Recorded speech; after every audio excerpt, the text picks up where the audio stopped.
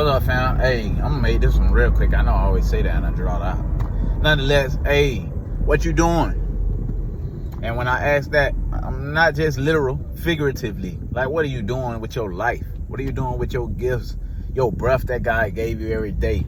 And that's something I had to ask myself one day when God convicted me, and I had to humble myself because I was really disappointed one day visiting a youth church service, and I noticed that the youth were acting very, I'm gonna say,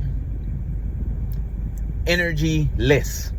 They was acting real like as if they was forced to do what they was doing, right? And I only could say that because as soon as they got down, when I went to the bathroom and I seen them outside, they was out there doing all these outrageous moves, and you know how they be on TikTok. I say outrageous because I just want you to know it's a lot different than forced or confined or restrained or restricted. You know, that's how they looked at first, but and me feeling some type of way, I'm like, man, why they acting like this in the church, but outside they got all this life by themselves?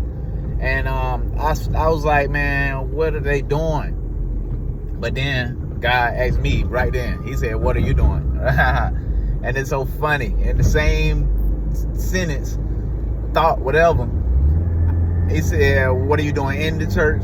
And then he asked me, what are you doing outside the church? Ooh, let me tell y'all, at the time I was so active outside the church, in the community, in the city, in the field, whatever. I was activated. But in the church, I was just doing one thing, right? So, yeah, real quick, I just want to ask you, what are you doing? What you doing in the church? Some of y'all probably don't go to church, but you should be the church. So what you doing outside? What are you doing in society, in your social life? What are you doing? Are you pleasing God when He's watching you? Are you representing Him? Or are you trying to finesse your way through?